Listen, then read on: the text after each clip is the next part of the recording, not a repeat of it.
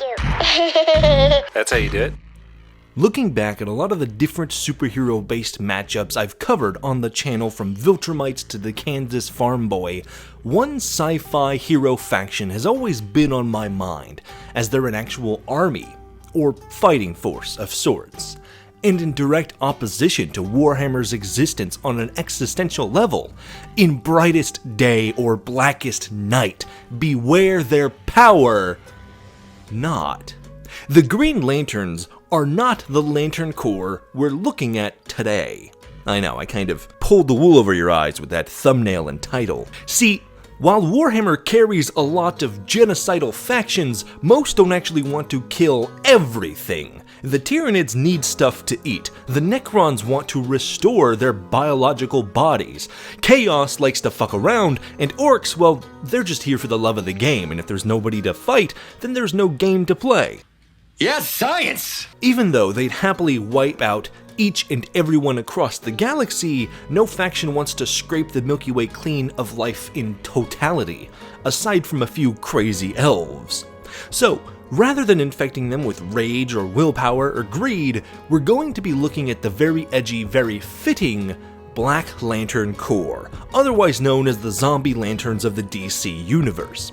So, welcome today, all you beautiful ladies and animals. Real quick, I want to thank my members and patrons who make a lot of this possible, who you can join and don the oath beside for just $1 a month. But with that, let's get on with the video.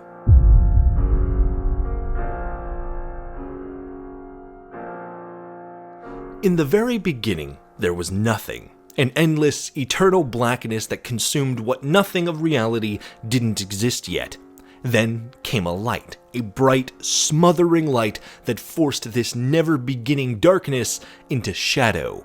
The clash of the two drove a wedge of despair between the spectrum of light, shattering brightness into the many faces of the lanterns we know today. The most famous being the Green Lantern Corps, who vow to protect life and fend off oppressors from those who cannot help themselves, driven by their own willpower and aptitude to never back down in the face of overwhelming odds. Beware my power! Green Lanterns, light! There are Yellow Lanterns who feed on fear, using their enemies' greatest failures against them. Red Lanterns drawn in by rage, whether built from betrayal or galvanized in conquest. Blue Lanterns are powered by hope, that feeling you got when walking out of James Gunn's Superman movie. Violet is love, indigo is compassion, then orange, a singular ring for a whole core representing greed and avarice, the perfect artifact for a beloved Necron artisan. Basically, all the spectrums of the light, which create the Lantern Corps, represent different aspects of emotion. But like with Warhammer's own Chaos Gods, this isn't purely a good versus bad thing. Green Lanterns typically fight against evil, but their power comes from willpower. Just because they're space cops doesn't mean that they're also going to be better behaved than, well, real cops. Red Lanterns are fueled by rage, but sometimes that's a warmongerer, where other times it's a house cat who lived the worst possible life and is probably a little justified in wanting to pulverize a group of teens. Then, in a mythical combination under specific circumstances, you also get the White Lanterns, a combination of all the aforementioned emotions for total inner peace. And on the flip side, the Black Corps, who seek not to embody the emotional spectrum, but rather to replace it with the endless voids that presuppose the universe before time began, who see not liberty or freedom, but absolution in the erasure of everything.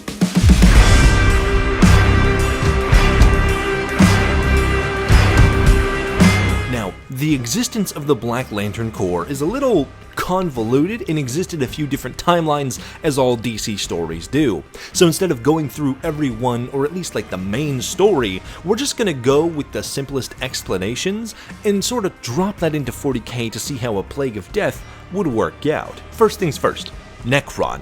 No, not the Necrons, Necron, basically a god of death and misery within Detective Comics. Whether he is a creation of the cosmic death as the Chaos Gods represent their own cosmic forces, or Necron is the actual manifestation of the end, we don't know. But what is known is that once summoned into the universe, he controls the dead with complete and utter certainty. This guy is the real deal. He can't be killed, merely sent back into nothing. A punch from a guy who punched the multiverse into oblivion simply kicked Necron out of reality, waiting to be summoned again in another comic run, or today, in a YouTuber fanfiction. Not to mention, if you're a regular mortal creature, basically not a god or a robot, all he needs to do is touch you and boom, you're zombified. The one glaring weakness of Necron is that he cannot come willy-nilly into reality and needs either an especially powerful conduit, as Chaos did the same to Horus, or a crack in space-time itself. I wonder if we've seen that in Warhammer before. So, the main force of Necron's war against life is left in the hands of the Black Rings and those who are conquered by them. Often, someone we've seen who is affected by Necron from beyond the pale, going down a death spiral, literally, before their death, and being reborn with a ring, setting off a chain of events that snowball until he is restored. Black Lanterns themselves spread in two main ways. The first is basic and stereotypical for zombies. They bite or scratch you, turning you into a Necron zombie. Not as strong as a lantern, but still a death sentence. Or they overwhelm someone's emotional core, targeting their own fears, prides, anger, or other heightened senses before literally ripping their heart out, turning that emotional heart into a new ring and placing it upon the victim. With no clear limit, the lanterns can grow exponentially, although there are power gates here. Like Chaos, the lantern core of all colors are limited in strength by the bandwidth which is allowed within the lantern of any branch itself. That's why a member of the Green Lanterns, who are more populous, are often much weaker than, say, the Orange Lantern, who wields a single ring all to himself. The Black Lanterns are no different. Each all draw their strength from Necron's core, which does grow stronger with every heart consumed. So, while theoretically infinite in the amount they can take, they cannot convert new lanterns without care or risk thinning out their own forces. But as we see with the Green Lanterns, even when you have a massive swath of universal soldiers, they don't become that weak in comparison to other heroes, and some are capable of going blow for blow with Superman, at least for a time. Who would win in a fight between Green Lantern and Peacemaker? Green Lantern could fight Superman. Peacemaker would get the shit beat out of him. Then perhaps the strongest feature of wearing a black ring is the undeath bestowed upon them, as once they are brought back to life, they are regenerated to a point just beneath perfect to reflect the zombie-like fear they thrive on, being decrepit and falling apart. All that good stuff. Although in some cases, they can also regenerate completely, capable of blending in with other living beings if they have to, as the ring bearers retain all the memories and often the personality of their dead selves, simply detached or removed from anything but their strongest grievances in life to carry them forward. Even if you attempt to evaporate them with a whack-fuck space gun, they are bound to regenerate and keep on killing. The only way to stop them is to destroy the ring itself, which finally brings us to the weakness of the Black Rings. This really only comes in two forms, but the same source. The first being raw, pure light, the opposite force of darkness in this wide-spanning emotional spectrum of the Lantern Corps. The second being a less effective but more surgical tool to manipulate the remnant emotions within a host and using them against the ring to kill the Black Lantern from the inside out using their own anathema. Another oddity is that while Necron himself may exist in a place devoid of space or time, the ring bearers are not freed from the constraints of causality. Unlike Chaos Demons affixed to the warp, Black Lanterns normally perceive and experience time in a straightforward fashion, so something like warp magic or Necron tier tech that moves people through time, even just a few seconds, can throw them off. Not killing, but strategically relevant. But with that, let's look at how the Black Lantern Corps would come to 40k and what effect they would have on the space.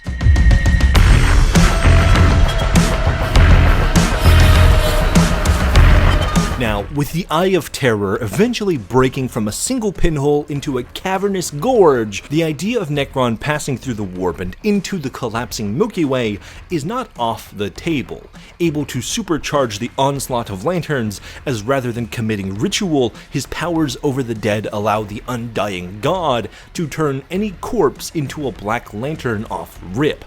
And in the many worlds of Warhammer, let's just say he's aloof with choice. I mean, look at these battlefields. Entire fleets of the Votann, Tau, and Tyranids would be wiped off the map. With little in the way of emotional manipulation or even mystical weaponry, they would be transitioned into lanterns with expedited speed. Or at least just the basic zombies, as Necron and his core waved through them all. No railgun of the Tau nor hive beast of the Tyranids could keep a lantern down for good, not one that regenerates from anything. And as we know, the lantern rings can come to non-human creatures like cats. A Tyranid Biotitan wielding a massive black ring is not only not out of the question, but a scary thought to boot. You might ask, Buster, if somebody needs to feel complex emotions like a cat being scorned by dickish teens, how would a hive-mind creature like a Tyranid be able to take on a ring? For all the others, you'd be right, skeptical viewer. But for the Black Rings, all they care about is that you were once living and now you're dead. Everything else after that is non-essential. You could argue they'd have to have a certain level of intelligence, but Tyranids aren't stupid, especially the bigger ones. Maybe not like a Termagant or a Hormagant, but especially something on the scale of the Biotitans or the Tyranid Primes or any of the other big guys. Be scared of them. You'd have Tau, capable of summoning their already powerful mechs on a whim, going from an XV8 to a Storm Surge, all within the same battle. You stupid fish, you don't even have a battle suit! What the fuck? As we get more complex, the battles get tougher for lanterns, but far from impossible. Some, like orcs, might even just embrace the rings, a chance to build more DACA at any time, and be told just to kill things. They'd love that. Only after finding out they're under the control of Necron would a boy oppose, but at that point they're in too deep. I mean, look at what you can do with a ring and tell me an orc wouldn't want to fight in the biggest wars doing this kind of shit times 10. And even without it, they would have to be relying on their weird boys and tech boys to kind of be bringing the most dangerous guns in the hopes that maybe they can do something against the ring bearers. The Necron dynasties would be a bit tougher. Without souls or lives, the lanterns need to fight them directly.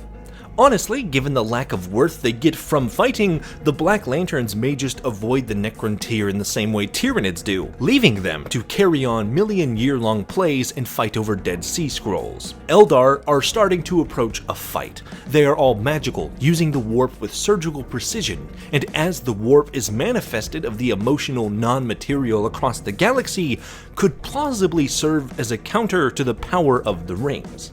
And at that point, it becomes a cross game. How many lanterns? How many Eldar? Is Necron there? This is the first fight where the variables matter, but they have to be swung really heavily in the favor of the Eldar.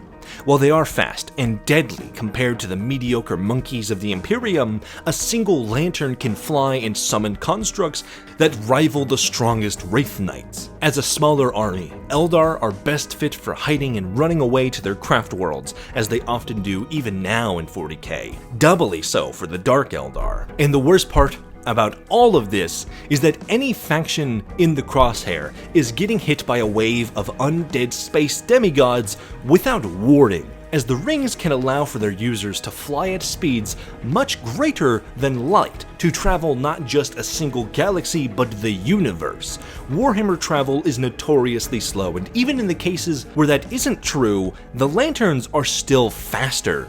Granted, nowhere near the Flash running through time fast, but well fast enough to glide through the stars like a wave of oncoming death.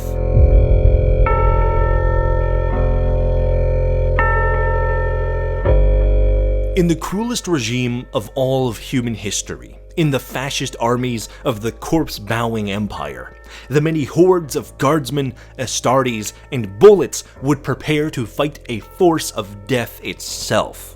So powerful that it rivals the Emperor just moments before he was in a duel with Horus, a god ascended truly and properly. The Imperium is a tool that fits most holes, don't say it. That's what she said. They have overwhelming firepower, they have magic, they have faith, they even have emotion, although they are literally driven by fear and fury. Perfect targets for a plague to spread. Imagine a hive world like the one in Darktide, where a zombie plague breaks out, but instead of sickly humans, each zombie you encounter is a super soldier who can throw the Titanic at you on a whim. Any physical force the Imperium has, save for perhaps the Exterminatus class weapons of battleships or the greatest Imperator Titans, would not be able to scratch a lantern, especially permanently.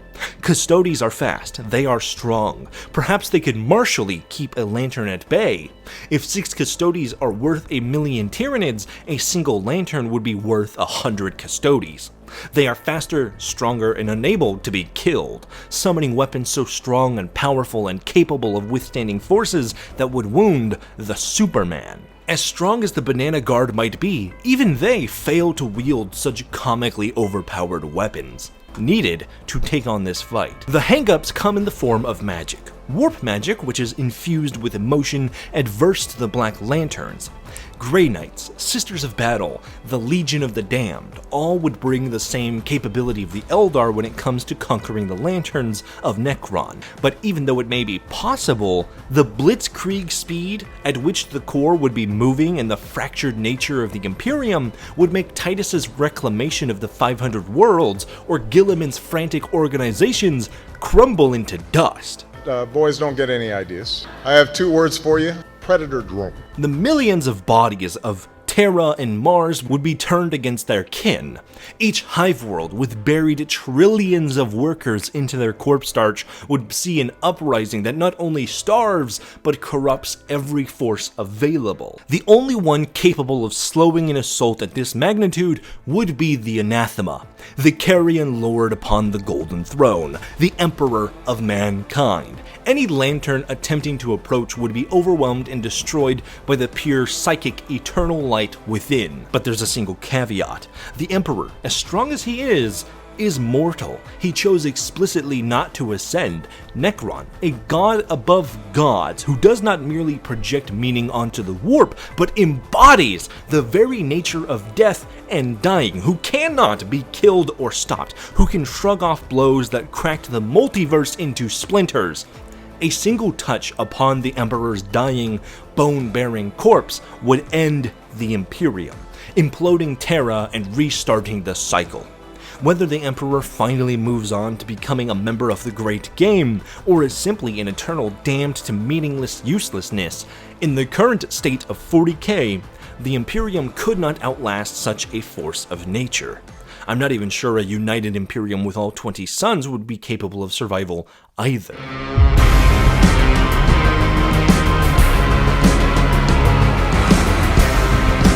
Now, many times I've compared the Lantern Corps to the Chaos Gods and how the Warp operates in 40k. Both are driven by emotion. Both work off a kind of bandwidth. Each god or each core can only support so many members, and the more members they have, the less powerful they are on an individual level. But the Black Lanterns are anathema to the other core.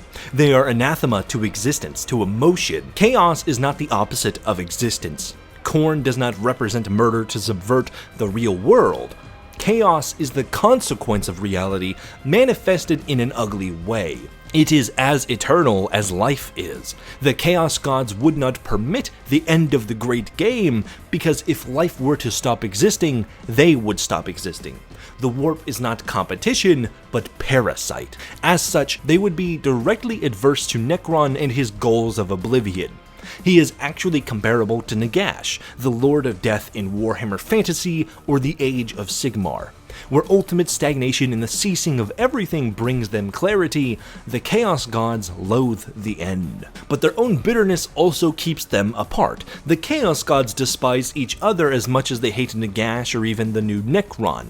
The most effective way to battle these forces of entropy would be to unite, to collide the emotional spectrum as the Lanterns did to create the White Lantern Corps, But this will never happen with Chaos. One of two things will happen. Either Necron and his lanterns will kill all other life, erasing Chaos's power over the worlds abound, slowly and surely extinguishing the great game and the rest of 40k from a pitiful, stagnant existence, or Chaos will mount just enough of a fight, holding the god of Undying at bay in an everlasting attrition, ironically protecting the lives of those like humans who they may have vowed eternal conflict against in the past, reflecting the triangle or warfare we see between Nagash, Sigmar, and Chaos in AOS. Khorne, unable to kill that which is dead. Nurgle, unable to infect the ultimate infection of death. Tzeentch, cunning just but never enough. And Slaanesh, appealing to desires which no longer exist.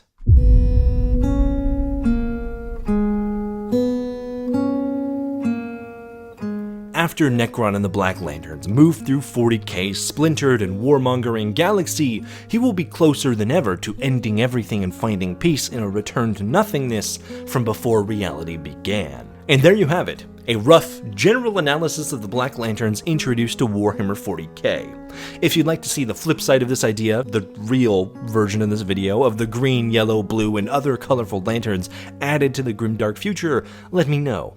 And for all you Pacific Rim enthusiasts, I saw you on the mech video. Also, I'd like to start doing something that costs me nothing but helps share everything. At the end of videos, I want to start sharing other creators who I love and who you should too.